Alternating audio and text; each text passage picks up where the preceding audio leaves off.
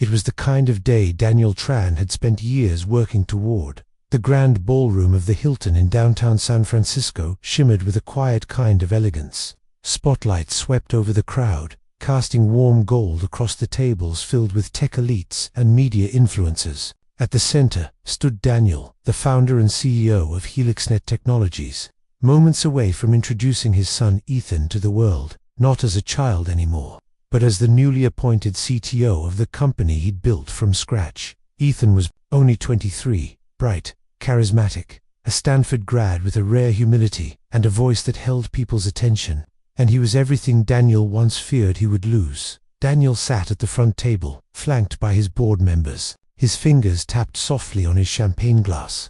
Not from nerves, CEOs didn't get nervous, but from something else he hadn't let himself name: pride and fear. A string quartet finished their last note. The MC smiled and said, "And now, the moment you've all been waiting for, Mr. Ethan Tran." Applause thundered through the ballroom as Ethan stepped on stage, waving modestly. Daniel watched him take the mic, his dark suit perfectly tailored, his grin easy. "Thank you all for being here tonight," Ethan began, voice clear and confident. "It's an honor to be trusted with this role, and I know I stand on the shoulders of many, especially my father." Then it happened. A pause, a blink. Ethan's voice faltered. He staggered slightly, one hand going to his chest, and then he collapsed. Gasps rippled through the room, followed by the clatter of silverware and chairs. Daniel shot to his feet, heart pounding like a war drum. He pushed through the crowd with trembling hands, shouting, "Call an ambulance! Someone call 911! Someone!" Screamed. By the time Daniel reached the stage, Ethan was lying flat, pale and unmoving. His eyes were half open, his lips blue. Daniel dropped to his knees beside him, not caring that people were watching. "Ethan, son, Ethan." A woman nearby tried chest compressions. "I'm a nurse," she called, but her panic betrayed her inexperience. "He's not breathing. No pulse." Daniel's world was crumbling, and that was when someone pushed through the crowd and said, calmly but firmly, "Let me take over." A man in his 40s knelt beside Ethan, his hands moving with practiced urgency. Daniel barely registered him at first, until he looked up.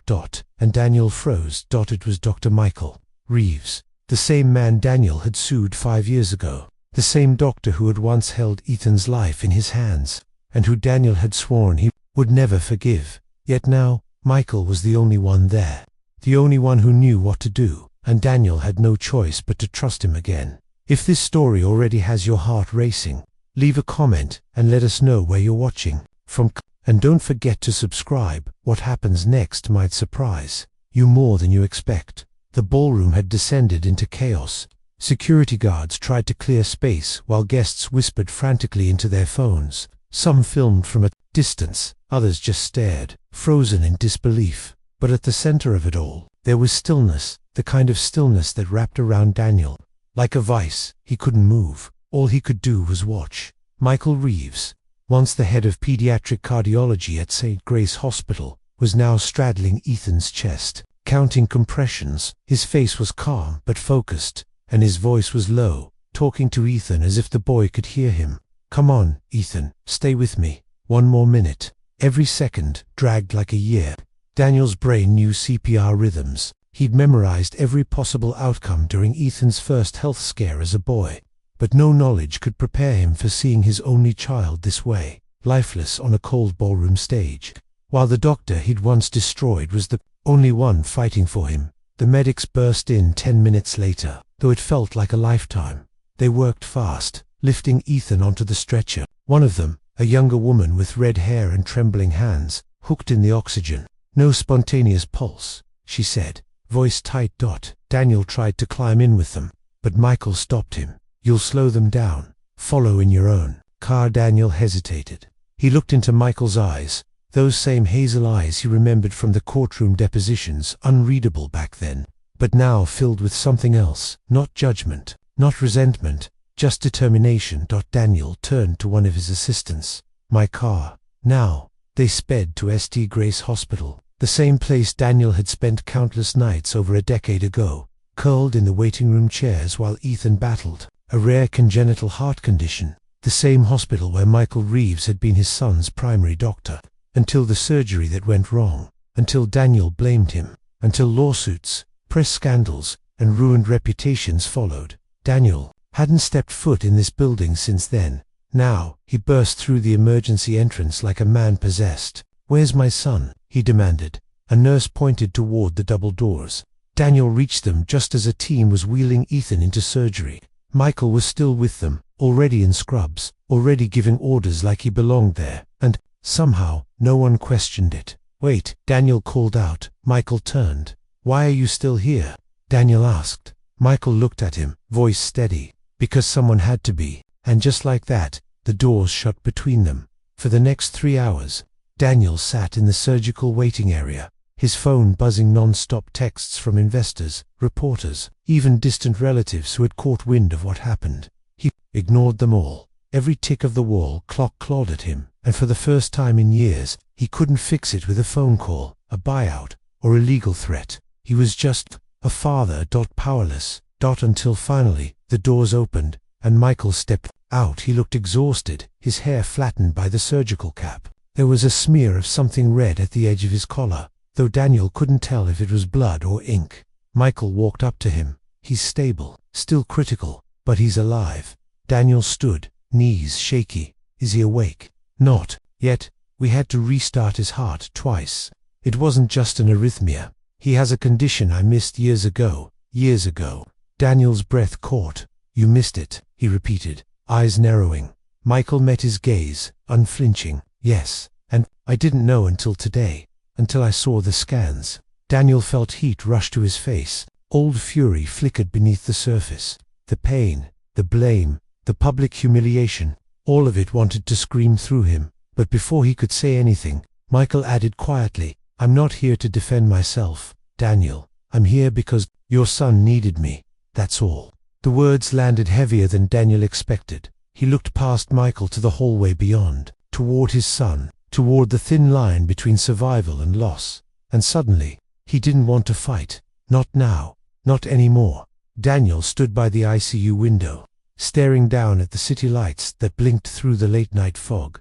Inside the room, behind him, Ethan lay still, connected to beeping monitors, an oxygen line taped beneath his nose. His chest rose and fell in slow, deliberate motion, like the hospital itself was breathing for him. It had been 10 hours since the surgery. Michael hadn't left the hospital. Daniel had seen him through the glass earlier, speaking to the night shift nurses, checking the readouts himself.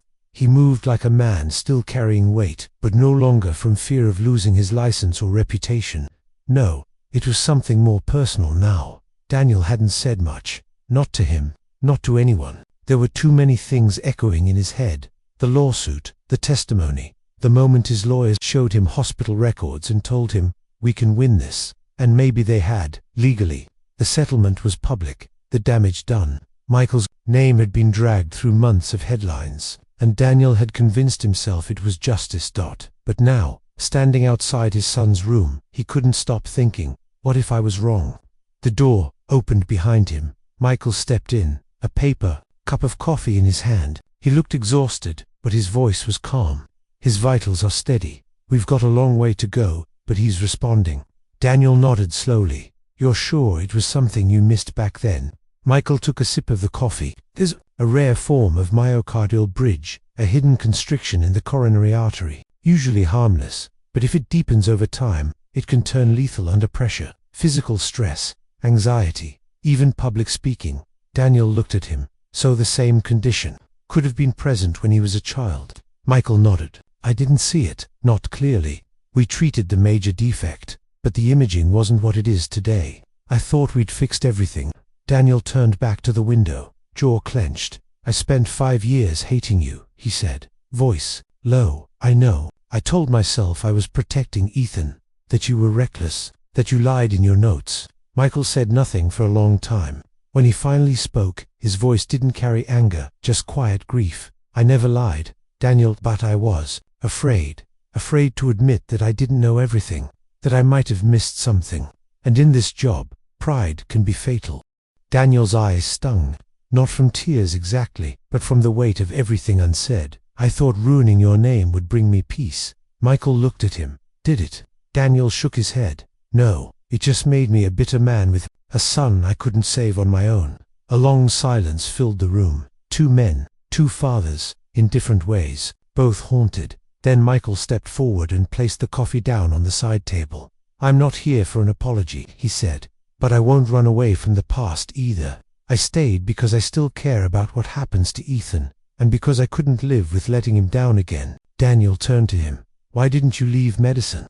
Michael smiled faintly. "Because some things still matter more than reputation." Outside, the fog thickened over the city's skyline, but for the first time in years, Daniel felt something shift, something like ... clarity ... inside the room. Ethan stirred slightly, just a twitch of fingers, but enough to make both men step closer, not as enemies anymore, but as to people who once stood on opposite sides of grief, and were finally starting to meet in the middle. The next morning, the world returned. The media caught wind overnight. CEO's son collapses on stage at Tech Gala was trending by dawn. Photos of Ethan unconscious on stage, of Daniel's panicked face, were already circulating.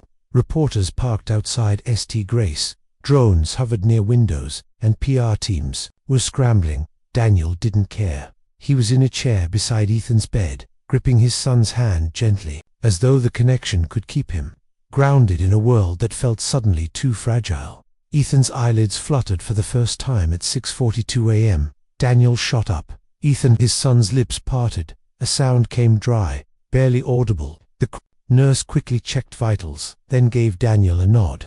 "Talk to him. He's hearing you." Daniel leaned in. "Hey buddy, I'm here. You're okay." Ethan blinked slowly, his gaze flickering across the ceiling, confused. What happened?" he rasped. "You fainted. You scared the life out of all of us." Ethan's brow furrowed. "I was giving my speech. You were..." Daniel smiled, tears finally gathering. "You were amazing. And then you dropped like a stone." Ethan managed a weak laugh, a sound that broke something inside Daniel. He hadn't heard that laugh in months, maybe longer. A doctor came in moments later to check on Ethan, not Michael, a young resident, polite, professional. But Daniel noticed how his eyes darted to the chart and back, unsure, how he fumbled over the test terminology. The difference was clear now. Stark. After the resident left, Ethan turned his head. "Was Dr. Reeves here? I think I saw him before I passed out." Daniel hesitated. "Yes, he was the first one to help you." Ethan blinked. "Seriously?" Daniel nodded. "He saved your life." A long pause. "But I thought you..." Voice faded. Daniel exhaled deeply, sinking back into the chair. "I did. I thought a lot of things. I held on to anger because I didn't know where else to put it. Maybe I wanted someone to blame. Maybe I didn't want to admit that sometimes bad things happen and no one's fully at fault." Ethan looked at him, a trace of understanding forming in his tired eyes. "So, is he still mad at you?" Daniel chuckled softly. "No, he's not that kind of man." That afternoon, Daniel found Michael in the hospital cafeteria. He was sitting alone at a back table, his coat folded over a chair, hands wrapped around a cup of black coffee gone cold. Daniel sat down without asking. "You were right," he said quietly. "You didn't come back for redemption. You came back because it was the right thing." Michael looked up, but said nothing. Daniel continued, "And for what it's worth, I'm sorry. For the lawsuit, the headlines, everything." Michael met his eyes. "I wasn't perfect. I made mistakes too."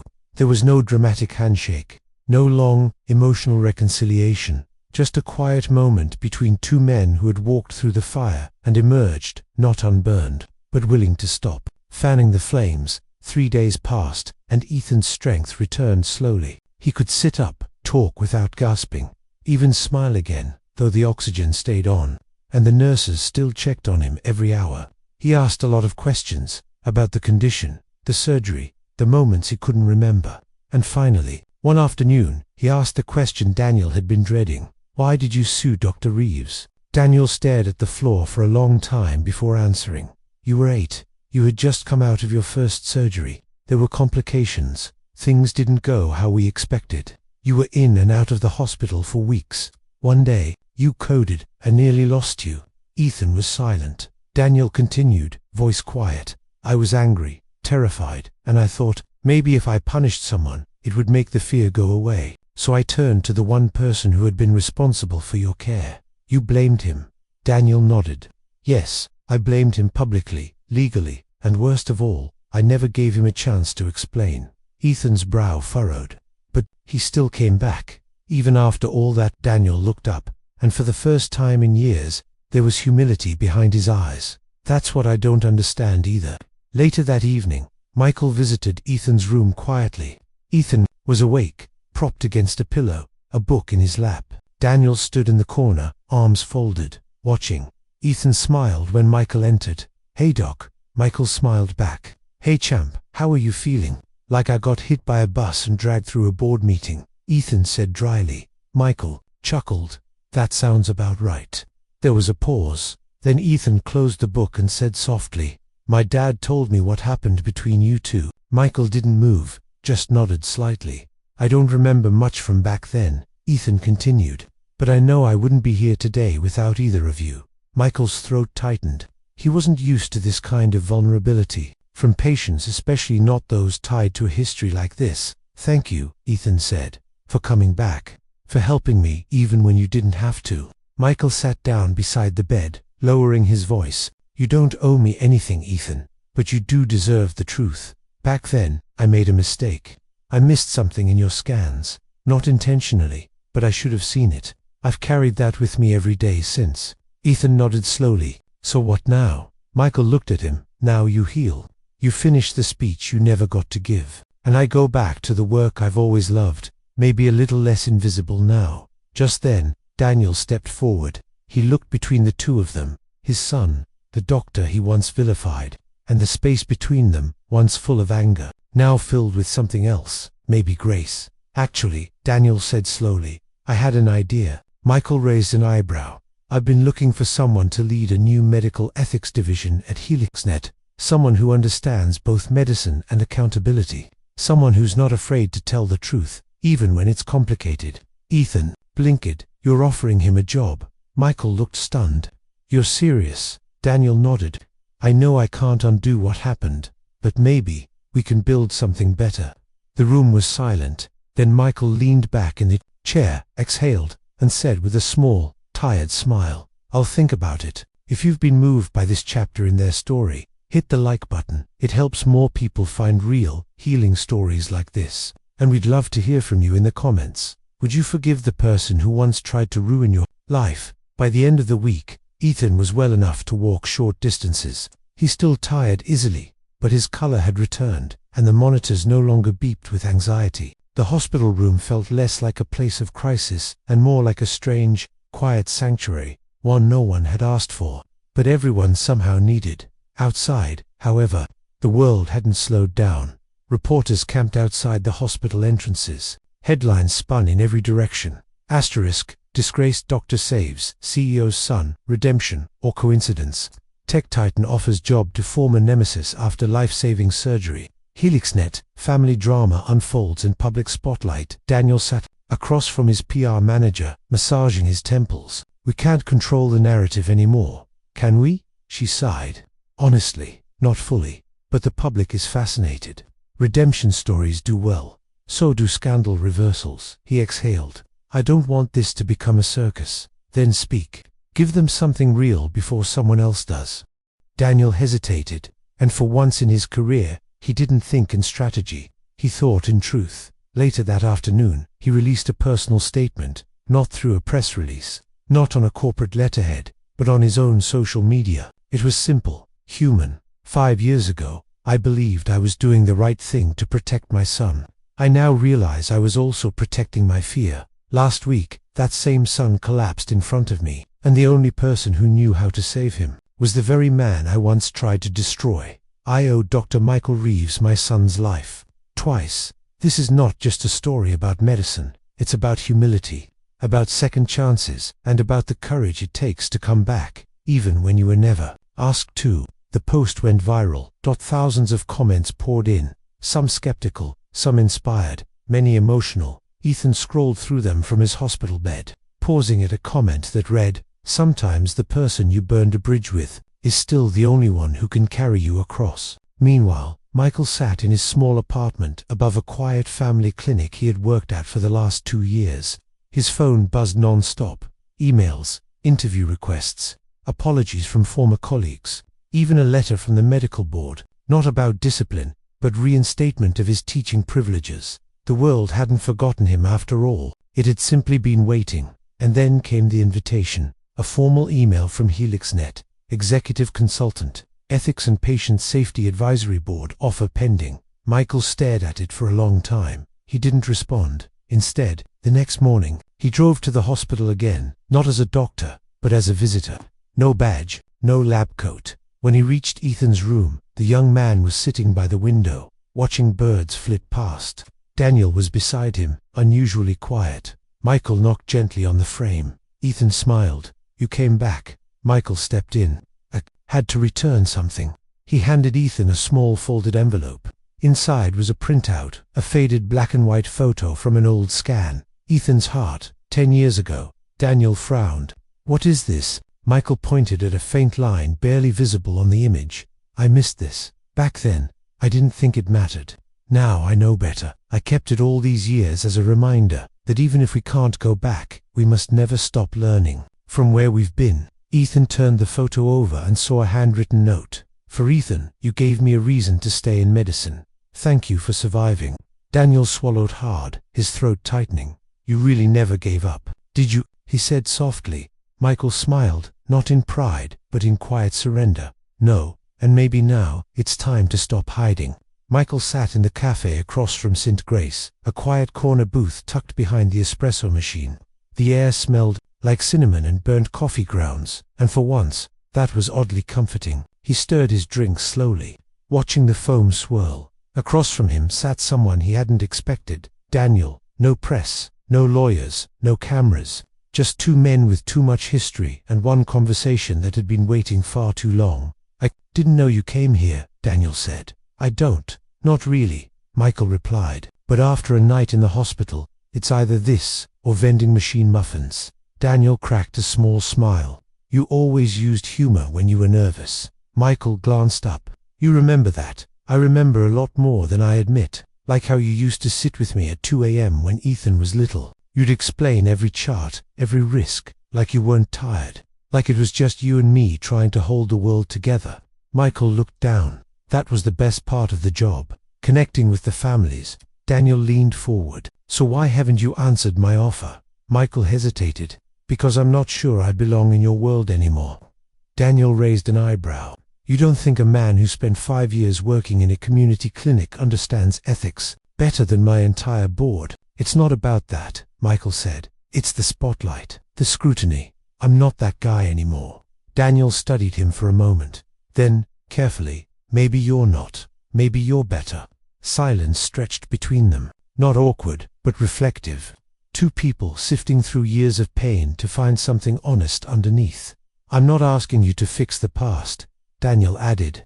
"I'm asking you to help us build something that makes sure no one else has to go through what we did. That's what the division's for. Ethics, transparency, care." Michael was quiet. Then he said, softly, "You know what scares me?"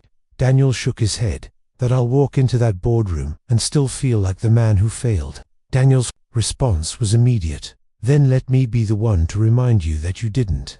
Michael met his gaze, and in that moment, something softened in his face, not quite a smile, but the beginning of it. "I'll need time," he said. "Take what you need." Michael nodded. "But I think the answer is yes." The next week moved quickly. The hospital cleared Ethan for discharge, and a team from HelixNet was already building out the new division's framework. Daniel held a press conference, not flashy, just purposeful, where he introduced Michael to the public as the person who reminded me that healing isn't just physical. There was applause, a few skeptical murmurs, but mostly, the response was hopeful. Michael stood at the podium, hands slightly trembling, and said, "I don't come here with a spotless record. I come here with questions, with mistakes, and with a deep desire to make things right, not just for one family, but for every patient who's ever felt unseen." The silence that followed was full of something deeper than admiration. Respect. Later that night, Ethan sat with Michael outside the hospital garden, wrapped in a hoodie, eyes brighter than they'd been in weeks. "So you're really doing it?" Ethan asked. Michael nodded. "Looks like it. You're brave." Michael laughed under his breath. "No, but I'm ready." Ethan grinned. Same thing, really. The lights in the hospital windows glowed behind them, a building full of stories, mistakes, miracles, and second chances. And for the first time in a long time, Michael didn't feel like he was standing outside looking in. He was part of something again. The office HelixNet gave Michael wasn't flashy. It sat at the end of a quiet hallway, far from the glass-walled executive suites. The desk was plain oak, the view overlooked a service alley, and the walls were still bare, but it was his. After years of clinic rotation and folding chairs, it felt like stepping into a future he never dared imagine. He arrived early on his first day, not to impress anyone, but because sleep had been elusive. A familiar buzz of doubt hummed beneath his chest. What if the others didn't accept him? What if every room he walked into still remembered the lawsuit, not the redemption? But then Ethan showed up. "Morning," Ethan said, walking in without knocking. "Dad said I could show you around." Michael raised an eyebrow. "You work here now?" Ethan grinned. "I'm technically still on medical leave, but I've got my badge back." Michael shook his head, smiling. "I'm not sure if that's comforting or dangerous." Ethan laughed. "Probably both." The morning passed in a blur. Michael met the legal team, HR heads, the engineers building HelixNet's new health compliance software. He was introduced in every room as Dr. Reeves, Director of Medical Ethics, and every time, it made his chest tighten a little less, until he ran into Dr. Clara Weiss. Clara was the company's chief clinical officer, sharp, driven, and openly skeptical of Michael's appointment. She had been Daniel's close advisor for years and had served on the internal review team during Michael's original court case. When they shook hands, it was polite, but cold. "I've read your file," she said flatly. "I'm sure you have." Michael replied evenly, "And I've seen how fast redemption stories can collapse under pressure." Michael met her gaze. "Then I guess we're both here to make sure that doesn't happen." Clara didn't blink. "We'll see." That evening, Michael walked out of the building with tired feet and a mind full of half-finished notes. He sat in his car for a long while before driving, staring out at the parking garage wall. He knew he'd never win everyone over, but he didn't come to be liked. He came to be useful. 2 weeks later, a new case landed on his desk. A HelixNet medical AI prototype had flagged a cluster of anomalies in a partner hospital's pediatric cardiac ward, eerily similar to the early signs of what Ethan had once suffered. The algorithms predicted a 72% risk of misdiagnosis due to rare presentation and outdated scans. Michael froze when he saw the flagged hospital name. St. Grace. He clicked open the patient files. One of them was a 6-year-old girl named Leela. Symptoms matched Ethan's early stages. Almost exactly. He picked up the phone immediately. The doctor at St. Grace recognized his name. "Dr. Reeves, we haven't seen you in years," Michael explained. The voice on the other end went quiet. "We hadn't connected those dots yet," the young doctor admitted. "But, you're right, this could be serious." "Get her in for advanced imaging," Michael said firmly. "Today, I'll send over the HelixNet protocols." He hung up, heart racing, but not from panic, from purpose.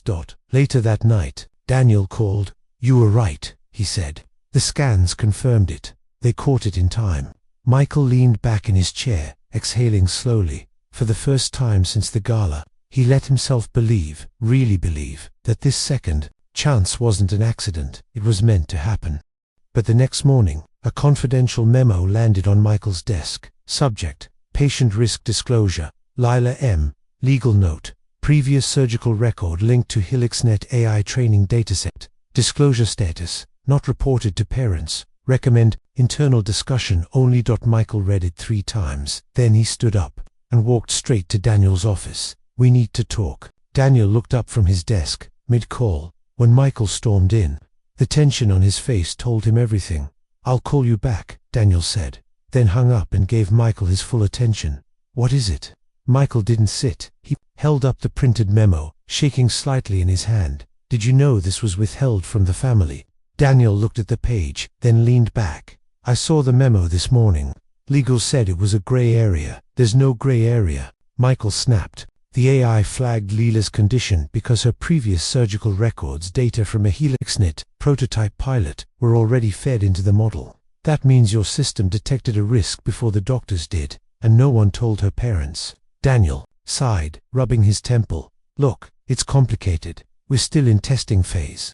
The data wasn't confirmed. Disclosure might open us up to liability. She's 6. Daniel. She could have died. What if they hadn't run the scan yesterday? What if she collapsed the way Ethan did? Would you still be protecting the company then? The room fell quiet. Michael's voice softened. You said we were building something better. This is the moment that tests that. Daniel stared out the window, jaw tight. You don't understand the pressures I'm under. I do, Michael said firmly. But pressure doesn't change what's right. It just makes doing the right thing harder. Daniel closed his eyes for a long moment, then opened them. I'll call the family. Personally. Michael nodded once, slowly.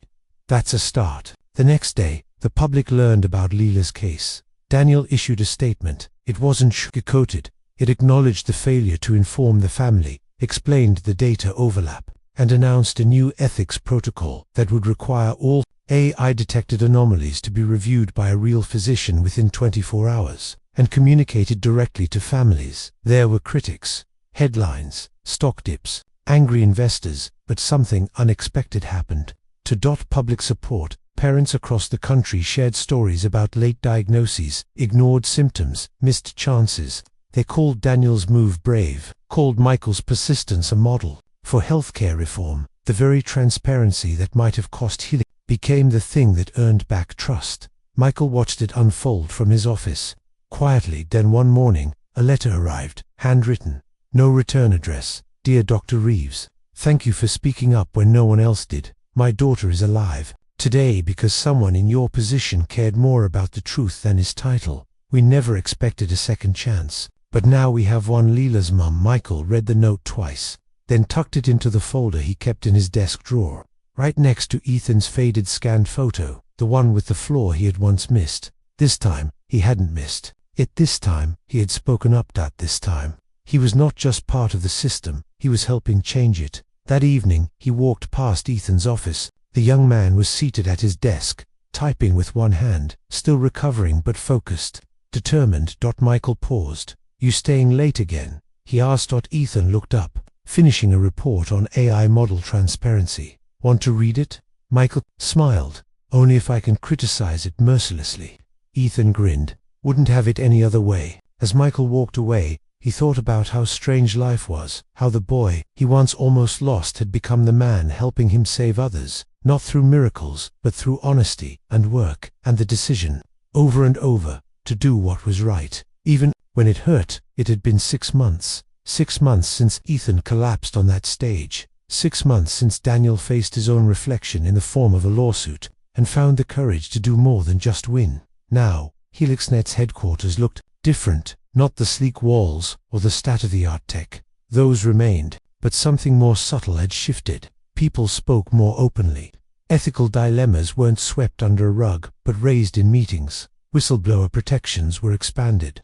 Medical review boards now included former patients. The most surprising change. Daniel stayed. He had submitted his resignation 3 times. Each time, the board rejected it. Because stepping down might clear your name, they told him. But staying, that's how you make things right. And so, he stayed. Not because he wanted to save face, but because he finally understood what it meant to serve. Ethan was doing better. Physically, emotionally.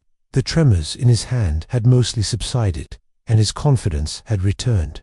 But he still had days where the past crept in.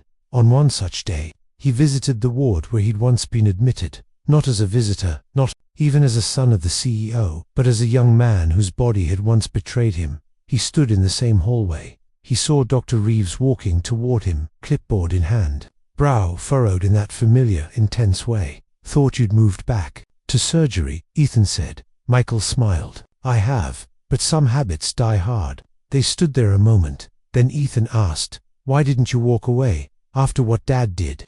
After the lawsuit, you had every reason to. Michael was quiet. Then, because people like your father, like me, we don't change if the people who see the worst in us leave. We change when they stay. Ethan nodded, eyes glassy. Well, I'm glad you did. Michael's smile deepened, sad and proud all at once. Me too. Later that week, Daniel walked into a media forum. Not as a speaker, not as a CEO promoting new AI breakthroughs, but as a panelist on medical responsibility. A journalist asked him, you sued the doctor who saved your son. Then you hired him. And now he's one of your ethics board leads. Isn't that ironic? Daniel chuckled. It's more than ironic. It's humbling. He looked into the crowd, then added, the truth is, I thought innovation meant doing things no one had done before, but I was wrong. Innovation is about doing what we already know is right, consistently, even when it's inconvenient. A pause, then he looked into the camera. To any parent watching, or any patient who's ever felt unseen, I can't erase the mistakes we made, but I promise you this, the future of healthcare isn't just about data, it's about dignity, and it's about making sure no child like my son ever collapses before someone listens. There was silence, then a slow rise of applause, not for perfection, but for growth. Ethan stood in the back of the room. He didn't clap at first, just stood there, hands folded, eyes fixed on the man he once hated, now speaking like the man he always wished his father had been. Then someone tapped his shoulder. Lila, now healthier, grinning up at him. Is that your dad? Yeah, Ethan said softly. That's him. He talks a lot. Ethan laughed. You noticed that too? Huh. She giggled, and her mother joined them, giving Ethan a grateful nod, as they walked out into the sunlight. Ethan felt it, that strange warmth, not closure, but continuation, a quiet understanding that healing isn't a line you cross, it's a life you choose, one moment, one decision at a time, and sometimes it begins not with forgiveness, but with the courage to stay. If this story moved you, if you've ever faced a choice between pride and compassion, between walking away or staying to make things right, leave a comment below, because sometimes the smallest decision changes not just lives, but legacies. And if you're still here, don't forget to subscribe.